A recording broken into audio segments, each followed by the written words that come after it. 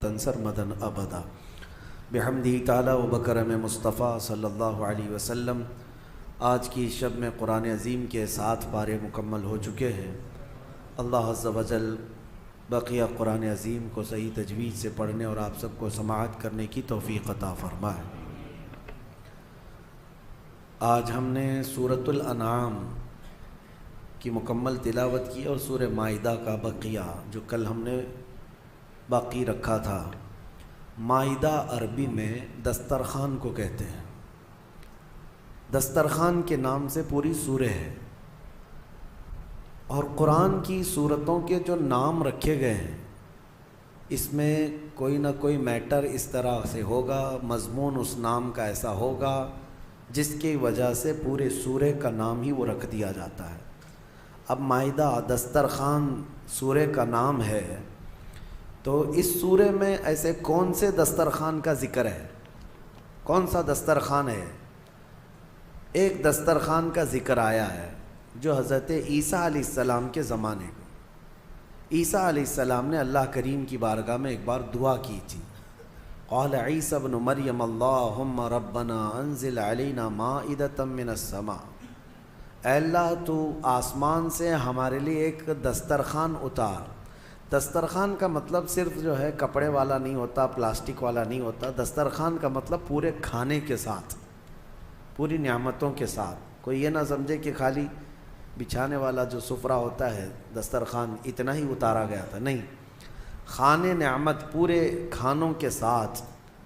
عیسیٰ علیہ السلام نے یہ دعا کس کے لیے کی تھی؟ اپنی امت کے لیے۔ اپنی امت کے لیے انہوں نے کیا مانگا تھا کہ اللہ آسمان سے ایک دسترخوان اتار۔ اب سنیے توجہ سے۔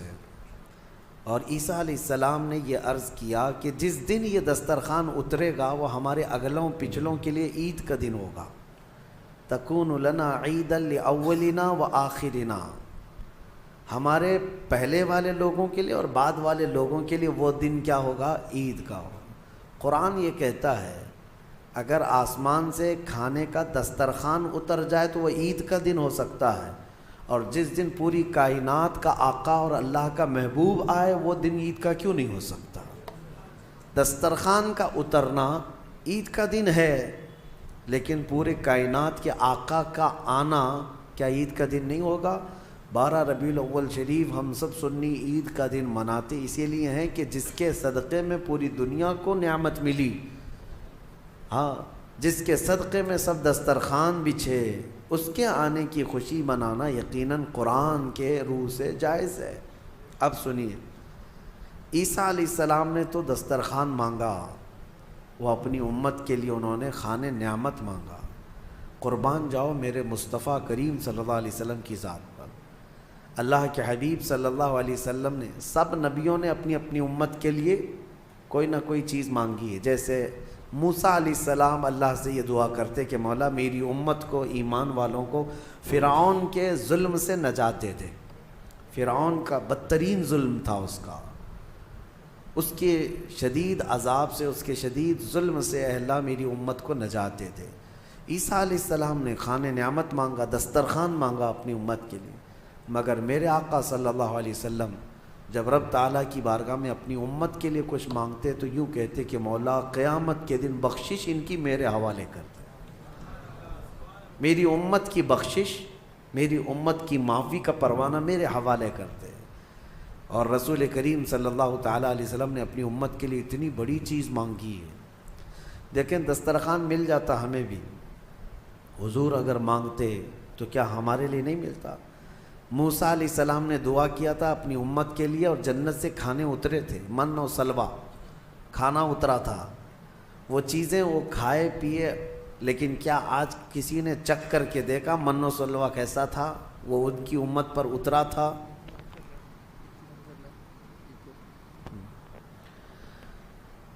ان کی امت پر اترا تھا اور وہ ختم ہو گیا۔ لیکن جو چیز ہمیشہ کی ہے، زندگی کے بعد آخرت میں جو ہمیشہ رہنے والی چیز ہے، وہ جنت ہے ہمارے لیے، اور نبی پاک صلی اللہ علیہ وسلم نے بخشش اور ہماری مغفرت کے ساتھ ہمارے لیے جنت ہی مانگا ہے۔ اس آیت، اس سورہ میں، سورہ مائدہ میں ایک واقعہ ہے۔ خاص طور پر انسان اول کا، دنیا میں سب سے پہلے آنے والے انسان کون ہے؟ آدم علیہ السلام۔ ہمارے عقیدے کے مطابق وہ منو نہیں ہے، جیسے آج منو ثابت کیا جا رہا ہے۔ آدم علیہ السلام ہے، تو منو منو یہ سب چیزیں ہمارے اس میں نہیں آئی، نہ حدیث سے ثابت ہے نہ قرآن سے ثابت ہے۔ سنا ہے آپ نے کہیں آدم علیہ السلام کا نام؟ میرے عزیزو، یہ ایک طرح کی سازش ہے، منوواد کی طرف لوگوں کو ڈھکیلنا۔ ہمارے ہندوستان میں بہت پہلے ایک راج چلا ہے منوواد کا، اس کی ڈیٹیل پھر کبھی میں بتاؤں گا۔ وہ ایسا بدترین دور تھا کہ کم ذات کے لوگوں کو جینے کا حق ہی نہیں تھا۔ وہ اس طرح کہ وہ اگر کسی بڑی اونچی ذات والے کو چھو بھی دیتا تو پھر اس کے ہاتھ کاٹ دیے جاتے۔ مقدس کتابیں اگر کم ذات کا آدمی سن لیتا تو اس کے کان میں گرم تیل ڈال دیا جاتا۔ بہت سخت ترین چیزیں، یہ جو کاسٹزم تھا جو اس منوواد میں تھا، اور ہم اس کے خلاف ہیں۔ بہرحال یہ منو کیا ہے، اس کے سلسلے میں ہم کو کیا بحث کرنی ہے؟ ہمیں ہمارے نبی پاک صلی اللہ علیہ وسلم نے جو انبیاء کے نام بتائے ہم ان کو نبی مانتے ہیں۔ بات صحیح ہے؟ یہ گمراہی کا دور ہے، ابھی بہت زیادہ فتنے پھیلے ہوئے ہیں۔ میں آپ کو بتا دوں، آدم علیہ السلام دنیا کے سب سے پہلے انسان اور سب سے پہلے نبی اور سب سے پہلے رسول جب دنیا میں تشریف لائے آدم علیہ السلام، تو جب وہ تشریف لائے تو ان کے بعد ان کی اولاد کا جو سلسلہ شروع ہوا تو سب سے پہلا بیٹا پیدا ہوا حابیل۔ سب سے پہلا بیٹا حابیل۔ آدم علیہ السلام کے بچے جو ہوتے تھے، روز ایک لڑکا ایک لڑکی، روزانہ حضرت حوا حاملہ ہوتی اور شام تک ان کو بچے ہو جائے، 2 بچے۔ اللہ کی قدرت کاملہ ہے، کیونکہ نسل انسانی کو اس وقت بڑھانا تھا، تو روزانہ 2 بچے، ایک لڑکا اور ایک لڑکی۔ پہلے دن پیدا ہوئے حابیل، اور اس کے بعد ان کے ساتھ جو پیدا ہوئی وہ اقلیمہ نام سے تھی۔ دوسرے دن جو پیدا ہوئے وہ قابیل، اور اس کے ساتھ یہودا نام کی لڑکی پیدا ہوئی۔ اب قانون شریعت یہ تھا آدم علیہ السلام کی امت کا، امت کون ہے؟ ان کی اولاد ہی۔ اب قانون آدم علیہ السلام چونکہ رسول تھے، شریعت کا قانون یہ تھا کہ آج جو پیدا ہوا لڑکا ہے وہ کل پیدا ہونے والی لڑکی کے ساتھ نکاح کر سکتا ہے۔ سیم ڈے والی لڑکی اس کی سگی بہن مانی جاتی، حالانکہ سب بہن ہیں، لیکن سیم ڈے جو پیدا ہوئی وہ لڑکی اور وہ لڑکا شادی نہیں کر سکتے۔ اور آدم علیہ السلام کی شریعت کا ہی یہ قانون۔ میں یہاں رک کر کے تھوڑی بات بتانا چاہوں گا۔ آج جو لڑکا پیدا ہوا ہے وہ کل جو لڑکی پیدا ہو رہی، یہ دونوں بھائی بہن ہیں یا نہیں؟ ایک ہی ماں سے ہیں اور ایک ہی باپ سے ہیں، لیکن چونکہ اس وقت کوئی آبادی ہی نہیں تھی، کوئی دوسری آبادی ہی نہیں تھی، شادی ہونا ہے تو انہی میں ہونا ہے، نسل پیدا ہونا ہے تو انہی میں ہونا ہے۔ یہ آدم علیہ السلام کی شریعت میں جائز تھا۔ اب کیا ہمارے لیے یہ جائز ہے کہ آج تم پیدا ہوئے اور 10 سال بعد تمہاری ماں سے دوسری لڑکی پیدا ہوئی تو اس سے تم نکاح کر سکتے ہو، چاہے 50 سال بعد پیدا ہو؟ نہیں، سگی بہن ہے تو اس سے نکاح حرام ہے۔ کل میں نے آپ کو بتایا تھا محرمات عورتیں کیا ہے۔ یہ بات میں اس لیے آپ کے سامنے رکھ رہا ہوں کہ کچھ لوگ جو اپنے آپ کو صوفی کہتے ہیں اور تصوف کا لبادہ اوڑھ کر کے ابھی ایک بہت بڑا ڈھکوسلہ چل رہا ہے لوگوں میں گمراہی لانے کے لیے۔ ان کو شریعت سے کوئی مطلب نہیں ہے، وہ کہتے ہیں ہم طریقت والے ہیں، وہ معرفت والے ہیں۔ ان کے ہاں کیا ہے، ایک چیز وہ دلیل کے طور پر لاتے ہیں کہ سجدہ کرنا اپنے پیر و مرشد کو یا قبروں کو یا اولیاء کو جائز ہے۔ وہ اس لیے کہتے ہیں کہ کیا آپ کو نہیں پتہ آدم علیہ السلام کو سارے فرشتوں نے سجدہ کیا تھا؟ آدم علیہ السلام کو سجدہ کرایا گیا تھا نا، لیکن یہ انہیں فرق نہیں معلوم. فرشتوں کا سجدہ تھا آدم علیہ السلام کے لیے، وہ عبادت کا سجدہ نہیں تھا، وہ تعظیم کا سجدہ تھا. وہ کیا تھا؟ تعظیم کا. اور حکم کس کا تھا؟ اللہ کا تھا. اور پھر ان کے ہاں ایک دلیل ہے، یہ صوفی جو کہتے ہیں، گمراہ لوگوں کے بارے میں کہہ رہا ہوں، جو اوریجنل صوفی ہیں الحمدللہ وہ میرے مصطفیٰ کی شریعت کے پابند ہوتے ہیں. اصل صوفی دیکھنا ہو تو وہ غوث اعظم ہے، اصل صوفی سرکار غریب نواز ہے، وہ شریعت پر پورے کامل طور پر پابند تھے. اور ایک دلیل وہ یہ دیتے ہیں کہ یوسف علیہ السلام کو ان کے باپ اور ان کے 11 بھائی سارے لوگوں نے سجدہ کیا تھا، وہاں بھی وہ تعظیم کا سجدہ تھا. پہلی شریعتوں میں تعظیم کا سجدہ جائز تھا، لیکن میرے مصطفیٰ کی شریعت میں تعظیم کا سجدہ بھی جائز نہیں، تعظیم کا سجدہ بھی جائز نہیں. نہ کسی پیر کو، نہ کسی فقیر کو، نہ کسی ولی کو، کسی کو بھی سجدہ کرنا جائز نہیں ہے. میں ان کو الزامی جواب کے طور پر یہ کہتا ہوں، جو لوگ کہتے ہیں آدم علیہ السلام کو کیا سجدہ نہیں کیا گیا تھا، تو آدم علیہ السلام کی شریعت پہ چل رہے ہو یا محمد الرسول اللہ کی شریعت پہ چل رہے ہو؟ اگر آدم علیہ السلام کی شریعت پہ چل رہے ہو تو ان کے ہاں بہن سے نکاح بھی جائز تھا، کیا تم کر سکتے ہو؟ شریعت منسوخ ہو جاتی ہے، ایک نبی کے جانے کے بعد دوسرے نبی آئے، ان کی شریعت الگ ہو گئی، لیکن میرے نبی کے آنے کے بعد پچھلی تمام شریعتیں ختم ہو گئی. اب جو بھی چلے گی وہ کیا ہے؟ آئی نئی حکومت، سکہ نیا چلے گا. اور نبی کریم صلی اللہ علیہ وسلم کی شریعت، حتیٰ کہ قیامت کے قریب عیسیٰ علیہ السلام بھی تشریف لائیں گے تو فرمایا گیا وہ شریعت مصطفیٰ کے مطابق عمل کریں گے، وہ اپنی شریعت لے کر نہیں آئیں گے.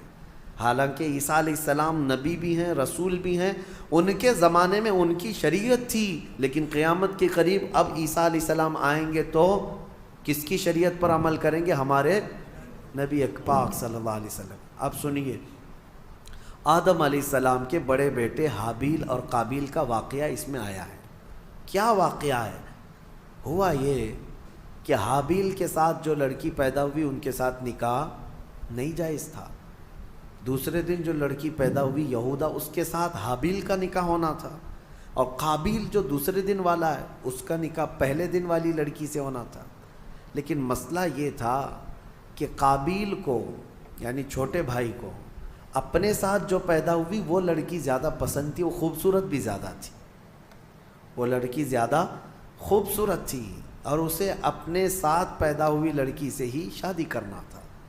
آدم علیہ السلام نے منع فرما دیا کہ اللہ کا حکم ہے تم اس سے نکاح نہیں کر سکتے، اس لیے کہ یہ تمہاری سگی بہن ہے. دنیا میں سب سے پہلا فتنہ عورت کی وجہ سے ہوا، سب سے پہلا فتنہ. دونوں بھائیوں میں شدید اختلاف پیدا ہو گیا. حابیل اور قابیل میں اتنا شدید اختلاف پیدا ہوا کہ ایک لڑکی سے نکاح کرنا ہے، شادی کرنا ہے. اس شادی کے چکر میں دونوں کا جھگڑا بھی ہوا، یہاں تک کہ آدم علیہ السلام نے حکم دیا دونوں کو کہ تم دونوں ایک ایک قربانی کرو جانور، اور کھلے میدان میں لا کر کے اپنی اپنی قربانی رکھو. جس کی قربانی قبول ہو گئی وہ حق پر ہے. اور قبول ہونے کا طریقہ کیا ہے؟ آسمان سے کوئی چیز آئے گی اور جس کی قبول ہے وہ قربانی اٹھا کر لے جائیں گے. یہ واقعہ بھی قرآن پاک میں موجود ہے. تو دونوں نے ایک ایک قربانی کی، حابیل نے بھی اور قابیل نے بھی. دیکھیں فیصلہ اب یہ سیدھے اللہ کی طرف سے آنا ہے. دونوں نے کھلے میدان میں اپنی قربانی کو ڈال دیا، جو ذبح کیا تھا انہوں نے. تھوڑی دیر کے بعد آسمان سے ایک آگ آئی اور حابیل جو بڑے بیٹے کی قربانی تھی اس کو آگ اٹھا کر آسمان میں غائب ہو گئی، وہ اس کی قربانی غائب ہو گئی. اب یہ واضح علامت تھی کہ حابیل حق پر ہے اور اللہ کا قانون بھی یہی ہے. لیکن قابیل کو نہ ماننا تھا، نہیں مانا. عورت کی محبت دل میں ایسی رچ بس گئی تھی کہ اس حقیقی نشانی کو دیکھنے کے بعد بھی وہ نہ مانا، کہا کہ میں نہیں مانوں گا. آدم علیہ السلام نے بہت سمجھایا کہ حد سے نہ بڑھو، اللہ تبارک و تعالی حد سے بڑھنے والوں کو پسند نہیں کرتا۔ پھر ہوا یہ کہ آدم علیہ السلام حج پہ چلے گئے، حج پہ چلے گئے، خانہ کعبہ کی زیارت کے لیے اللہ کا حکم ہوا، آدم علیہ السلام چلے گئے۔ اب یہ واقعہ کہاں پیش آیا تھا، اس میں تاریخ میں الگ الگ باتیں آتی ہیں، لیکن بہت سارے علماء کا کہنا ہے کہ یہ واقعہ ہندوستان میں ہی پیش آیا تھا، کیونکہ آدم علیہ السلام کی سرزمین جو ہے، سب سے پہلے جو جنت سے آپ اترے سرندی پہاڑ جو سری لنکا پہ ہے، تاریخی روایات یہ بتاتی ہیں آدم علیہ السلام وہاں اتارے گئے تھے۔ سری لنکا کوئی الگ کنٹری نہیں تھی، وہ انڈیا میں ہندوستان میں تھا، اور اسی سے پتہ چلتا ہے کہ پورا ہندوستان ہمارے باپ کا ہے۔ حقیقت ہے یا نہیں؟ سب کے باپ کا ہے، آدم علیہ السلام ہمارے باپ ہیں، پوری دنیا کے باپ ہیں۔ تو یہ واقعہ جب پیش آیا، آدم علیہ السلام جب حج پہ چلے گئے، تو اب دونوں کے درمیان جو لڑکی کو لے کر اختلاف تھا وہ کیا ہوا، کہاں تک چل گیا۔ اب شیطان آیا، سب سے پہلے انسانوں کو بہکانے اور ورغلانے کا جو چیلنج کر کے آیا تھا اللہ کی بارگاہ سے، اللہ تعالیٰ نے اس کو آدم علیہ السلام کو سجدہ نہ کرنے کی وجہ سے مردود کر دیا تھا، نکال دیا تھا، اور اس نے اللہ کو یہ چیلنج کیا تھا کہ آدم کی جتنی اولاد پیدا ہوگی سب کو میں گمراہ کروں گا، کبھی ان کے سامنے سے، کبھی بائیں سے، کبھی دائیں سے، کبھی پیچھے سے آ کر میں ان کو بہکاؤں گا، تیرے سیدھے راستے پر کسی کو چلنے نہیں دوں گا۔ یہ اللہ سے اس نے چیلنج کیا تھا، اور اللہ نے فرمایا جا تجھے قیامت تک کی عمر دیتا ہوں، قیامت تک کی تجھے عمر ہے، جتنی کوشش کر سکتا ہے کر۔ لیکن رب تعالیٰ نے فرمایا میرے کچھ مخلص بندے ایسے ہوں گے جن پر تیرا داؤ نہیں چل سکے گا۔ اللہ ہمیں ان مخلص بندوں میں شمار فرمائے۔ شیطان پہلی مرتبہ آیا، دونوں بھائیوں کے بیچ میں دیکھا لڑکی کو لے کر کے اختلاف ہے، تو یہاں آگ لگانا اب اس کا کام تھا۔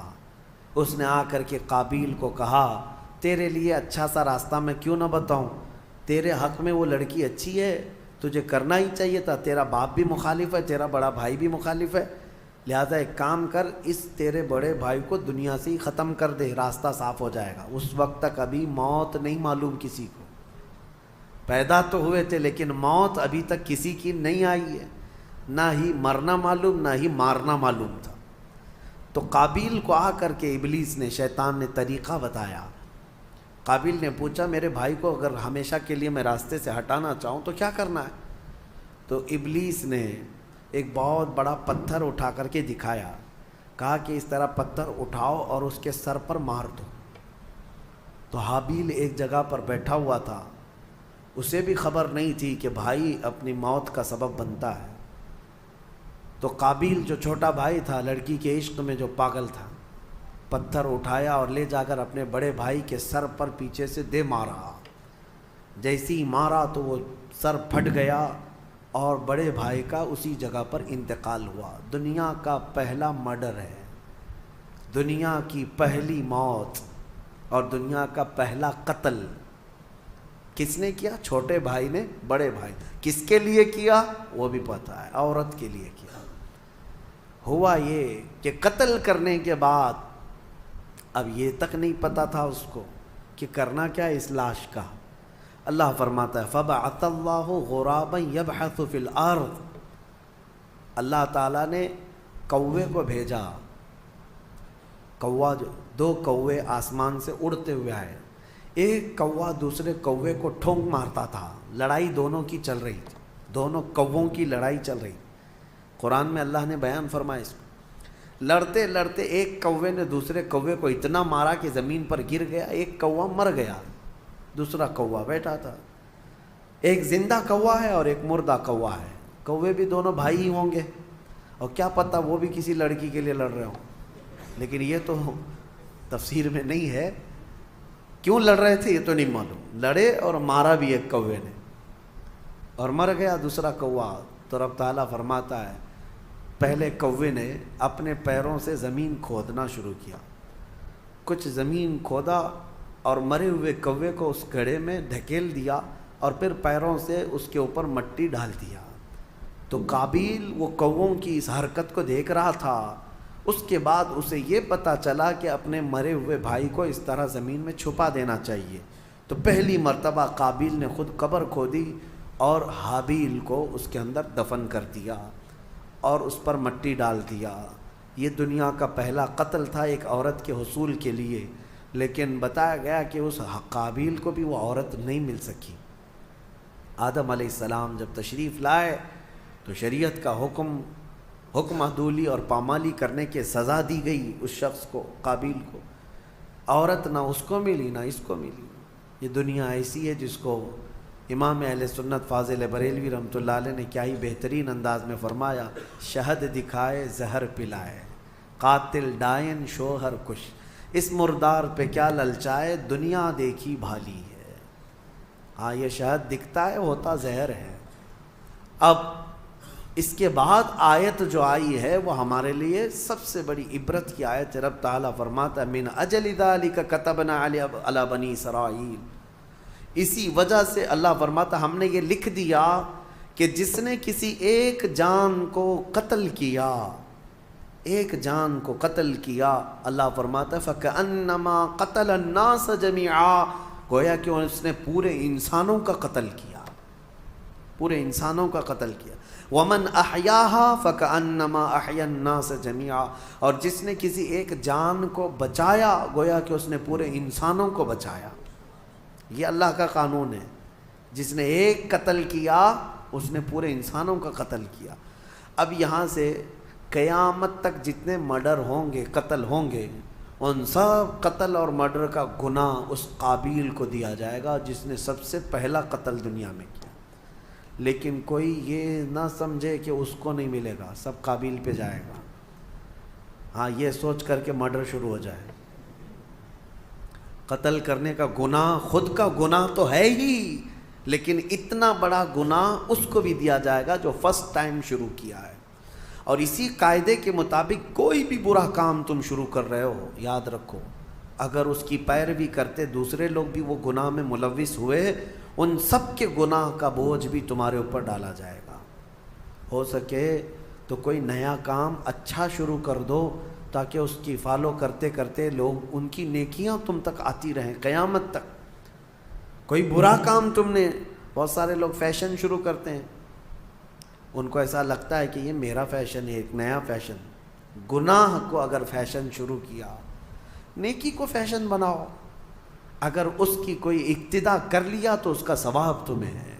مثال کے طور پر نماز میں، نماز کے بعد ہم تسبیح پڑھنا شروع کر دی، سبحان اللہ و بحمدہ سبحان اللہ العظیم، لوگ اس کو نقل کرتے رہے۔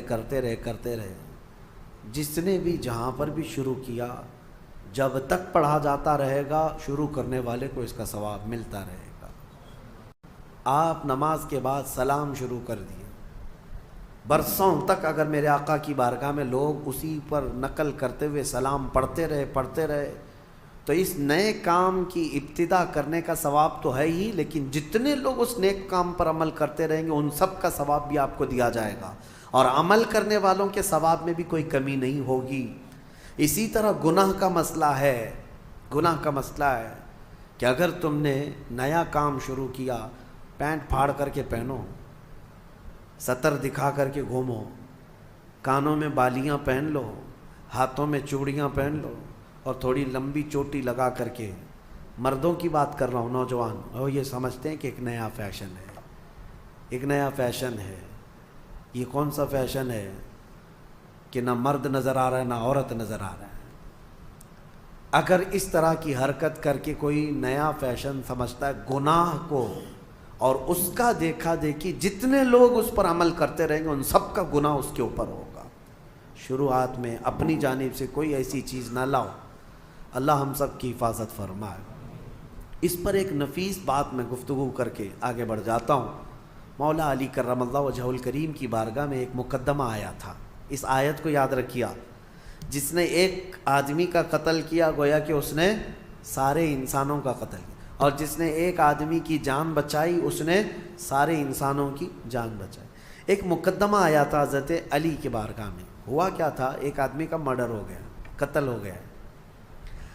اب جہاں لاش پڑی ہوئی ہے وہاں پر سے فوجی گزر رہے تھے، پولیس اس زمانے کی حضرت علی کرم اللہ وجہ الکریم کی گزر رہے تھے، لاش پڑی ہوئی ہے، خون میں لت پت ہے۔ اسی وقت اتفاق سے ایک آدمی وہیں جھاڑیوں کے پاس تھا جو چاقو اٹھایا ہوا تھا اور اس کے ہاتھ میں خون لگا ہوا تھا۔ فوراً پولیس نے اس کو پکڑ لیا، ایک آدمی کا قتل کیا۔ وہ چلاتا رہا میں قاتل نہیں ہوں، میں قاتل نہیں ہوں، میں نے نہیں مارا ہے۔ کہا کون مارا ہے؟ لاش پڑی ہوئی ہے، چاقو تیرے ہاتھ میں، خون تیرے ہاتھ میں لگا ہوا ہے۔ پکڑ کر کے لے کر کے آئے اور پھر مولا علی کرم اللہ وجہ الکریم کی بارگاہ میں پیش کیا گیا، اور یہی پولیس والوں نے گواہی دی کہ ہم نے اس کو دیکھا ہے، جائے واردات پر یہی تھا، قتل کی جگہ پر یہی تھا اور کوئی نہیں تھا، اور چھری بھی اس کے ہی ہاتھ میں تھی، چاقو اس کے ہاتھ میں تھی، اور لاش تر و تازہ تھی۔ اب اس سے کہا گیا تیرے پاس کوئی ثبوت، کوئی دلیل ہے کہ تو نے قتل نہیں کیا؟ کہا میں کیا بتاؤں، کوئی کیسے بتاؤں؟ اس کو صفائی دینے کے لیے موقع دیا گیا لیکن وہ اپنی صفائی میں کھرا نہیں اترا، تو حضرت علی نے فیصلہ فرمایا کہ قتل کی سزا قتل ہے، اسلام میں ایک جان کے بدلے پھر جان دینا پڑے گا، قتل قصاص ہے۔ حکم دیا گیا کہ اس کا بھی قتل ہوگا، اس نے ایک جان کا قتل کیا ہے۔ وہ کھڑا تھا، اب اس کو سزا کے لیے، موت کی سزا کے لیے لے جایا جا رہا تھا، اتنے ہی میں عدالت میں ایک شخص بھاگتا ہوا آیا، دوڑتا ہوا آیا، کہا امیر المومنین اس شخص کو چھوڑ دیں، وہ بے گناہ ہے، وہ مجرم نہیں ہے۔ کہا کیسے تجھے پتا؟ کہا جو مقتول ہے، جو لاش ہے جو پڑی ہوئی آپ کو ملی ہے، اس کا قاتل میں ہوں، میں نے قتل کیا، میرے سے اس کے معاملات تھے، رنجش تھی، میں نے قتل کیا ہے۔ لیکن میں نے جب دیکھا اس کو کہ یہ بیچارہ ناحق مارا جائے گا تو میرا دل نہیں رہا، نہیں گیا مجھ سے، میں حاضر ہو گیا، میں اقرار جرم کرتا ہوں، اس کی جان چھوڑ دیجیے۔ تو اس کو چھوڑ دیا گیا۔ ابھی اس کو پکڑ لیا گیا، جو نیا قاتل آیا ہے، اقراری مجرم ہے۔ اب اس کو سزا دی گئی کہ اب اس کو جو ہے قتل کی سزا ہوگی کہ یہ حقیقت میں یہ مجرم تھا۔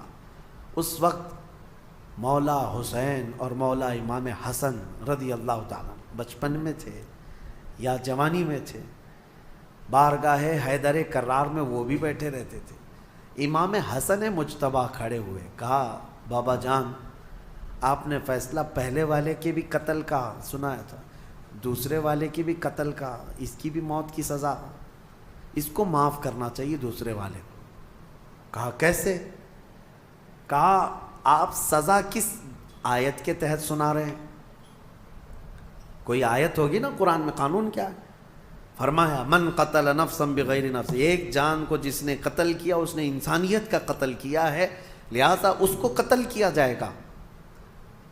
تو پھر حضرت امام حسن نے کہا یہ جو حقیقی مجرم ہے، یہ آیت کے دوسرے حصے پر بھی تو آتی ہے ومن احیاہا فکأنما احیا الناس جميعا، جس نے کسی ایک جان کو بچایا اس نے پوری کائنات کو بچایا۔ اگر یہ نہ آتا تو وہ ناحق مارا جاتا، پہلا والا یہ آیا اور اس کی جان کو بچایا ہے اس نے، تو بچانے کا انعام بھی تو اس کو ہونا چاہیے۔ تو اس کو بچانے کے عوض میں پھر اس کو معاف کرنے کا پروانہ دیا گیا، لیکن جو مقتول تھا اس کے گھر والوں کو بلایا گیا کہ کیا تم اس قاتل کو معاف کرتے ہو؟ تو دیت لے کر کے، جو معاوضہ ہوتا تھا وہ لے کر کے گھر والوں نے بھی اس کو معاف کیا۔ میرے عزیزو، یہ آیت آج پوری دنیا جانتی ہے، قرآن میں موجود ہے۔ ہم مصر میں تھے پڑھنے کے زمانے میں، اس آیت کو دہرا رہا تھا امریکی پریزیڈنٹ اس وقت اوباما، وہاں پر آیا ہوا اور وہ یہ آیت کو بار بار پڑھ رہا تھا اور بتا رہا تھا کہ اسلام میں یہ ہے کہ ایک قتل جس نے کیا گویا کہ پوری انسانیت کا قتل کیا، اور جس نے ایک آدمی کو بچایا اس نے پوری کائنات کو بچایا۔ وہ بڑے بھاشن تھے، لیکن ہم یہ سوچ رہے تھے جو اسلام کی اتنی باریکی کو جانتے ہیں اور پھر دہشت گردی کا لیبل اسلام کے اوپر تھوپتے کیوں ہیں؟ جس دین نے یہ فرمایا ایک قتل بھی ناحق جائز نہیں، اس دین کے اوپر اتنا بڑا بلیم کہ یہ قتل کا آرڈر دیتا ہے، لوگوں کو مارنے کا حکم دیتا ہے، میرے عزیزو، آج بھی ہندوستان میں یہی پروپیگنڈا پھیلایا جا رہا ہے کہ قرآن میں ایسی آیتیں ہیں جس میں کافروں کو مارنے کے لیے آئی ہیں. ہاں آئی ہیں، میں انکار نہیں کرتا، آئی ہیں. اللہ تعالیٰ نے فرمایا جہاں پاؤ مارو.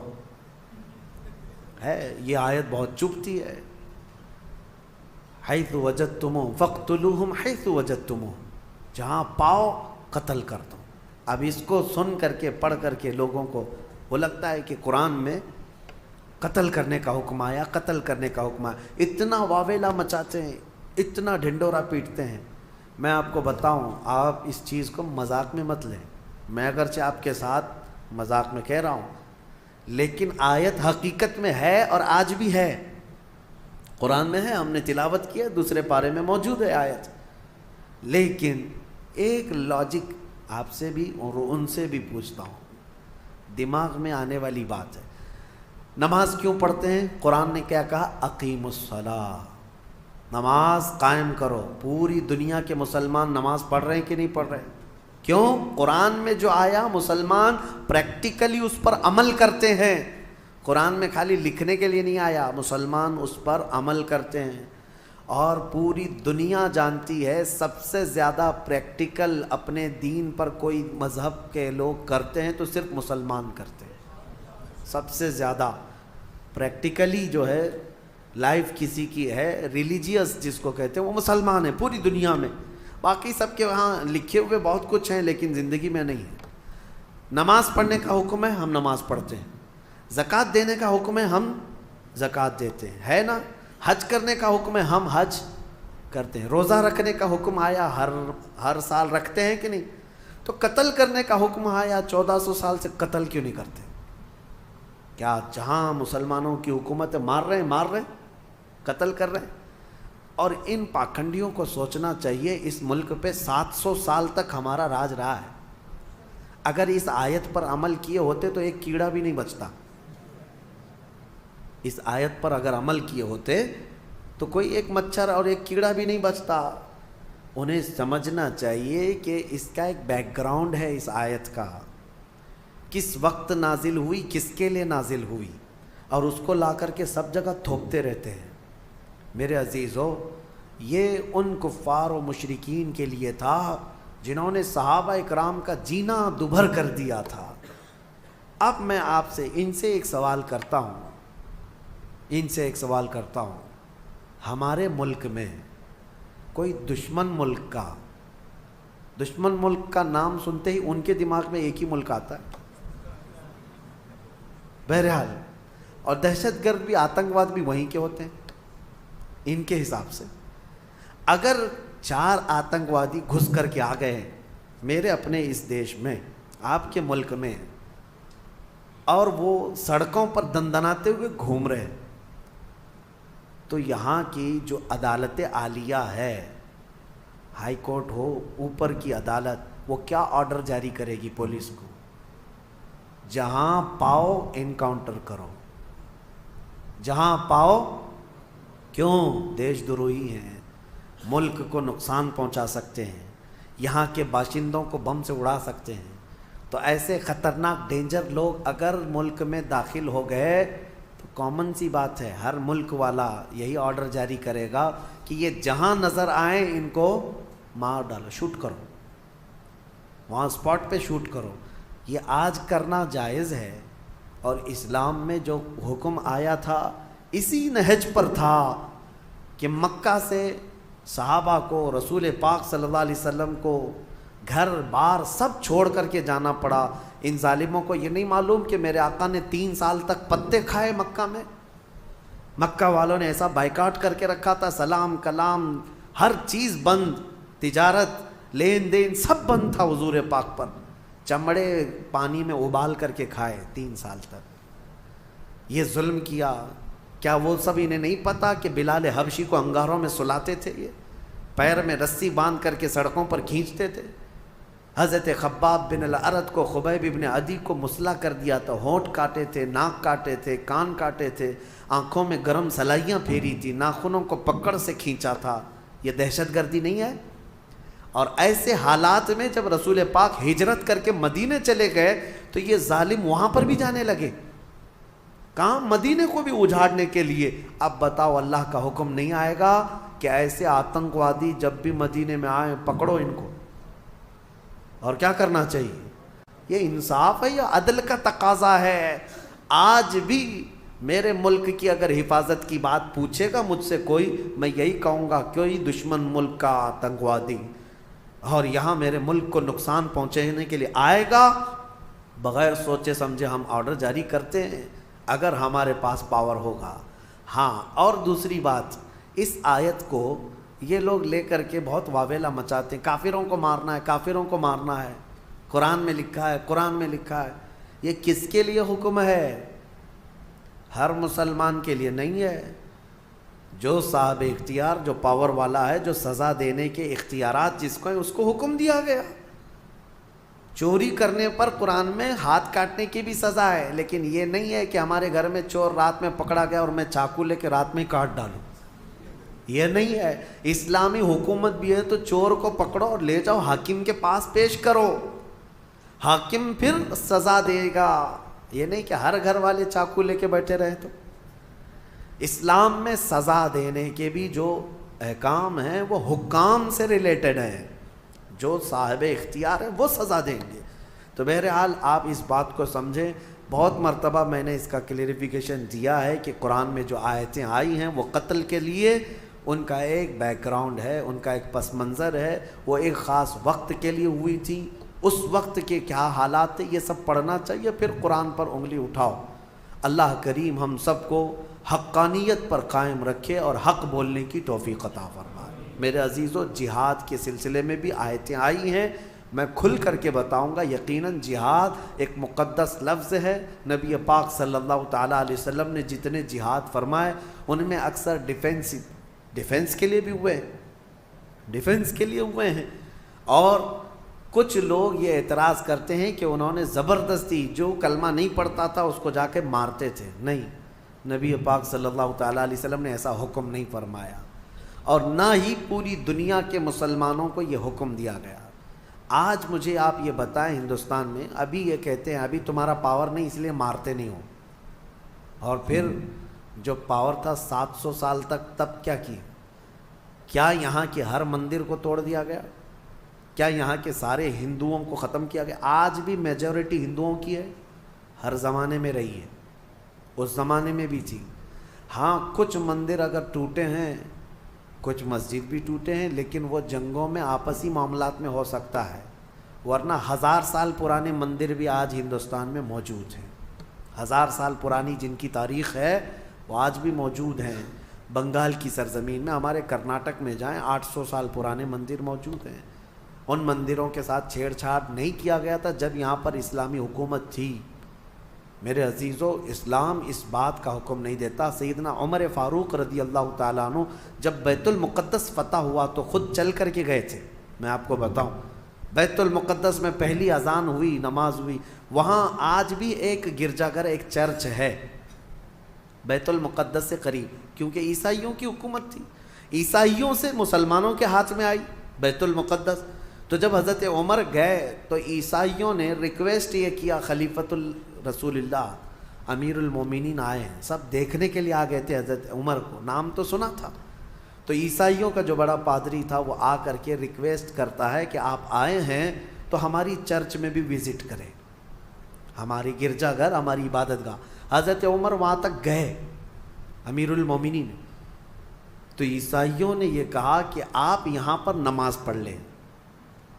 کون سی نماز؟ ان کی نہیں، مصطفیٰ کریم کی شریعت، ہماری نماز۔ حضرت عمر فاروق رضی اللہ تعالیٰ عنہ نے اندر نماز نہیں پڑھا، باہر نماز پڑھا۔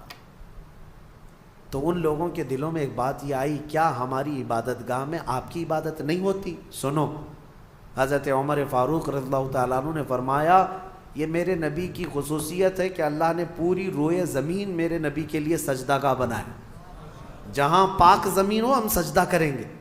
لیکن مسئلہ یہ ہے، دور اندیشی حکمت حضرت عمر کی یہ تھی، فرماتے ہیں اگر میں یہاں نماز پڑھ لوں تو آج کو تو چل جائے گا، بعد میں آنے والے لوگ اس کو میری عبادت گاہ اور میری سجدہ گاہ کے طور پر تمہاری گرجا گھر کو توڑ دیں گے، تمہارے چرچ کو ختم کر دیا جائے گا اور یہ محراب عمر بن جائے گا۔ اور یقیناً بنتا، جہاں حضرت عمر نماز پڑھے ہوں اس کو کیوں نہیں امت برکت کا سبب سمجھتی، محراب عمر بن جاتی۔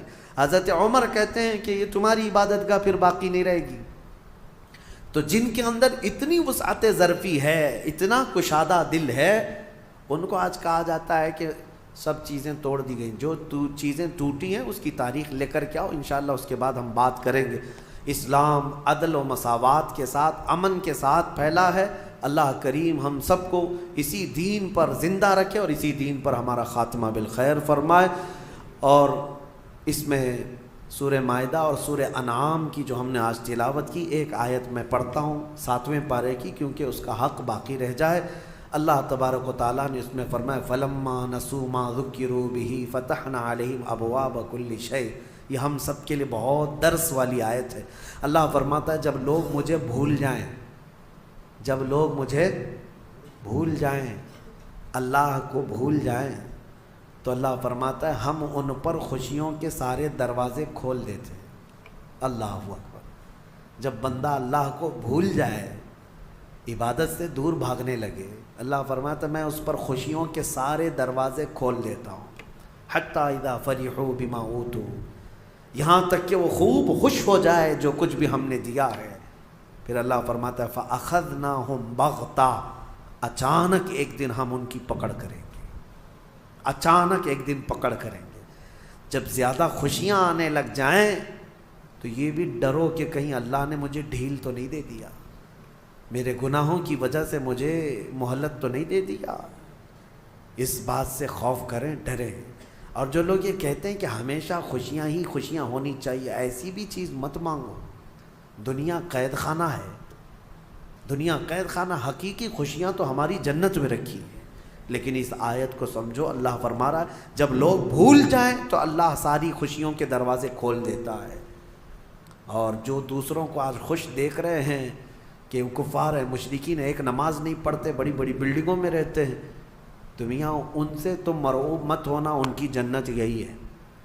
ان کے لیے ساری خوشیوں کے دروازے اللہ نے کشادہ کر رکھا ہے۔ اگر تمہاری زندگی میں کوئی خوشی کم آتی ہے تو یہ سمجھ لو کہ اللہ نے ہمارا حصہ آخرت میں رکھا ہے۔ اللہ تبارک و تعالی ہم سب کو ان آیات بینات پہ عمل کی توفیق عطا فرمائے۔ وآخر دعوانا ان الحمد للہ رب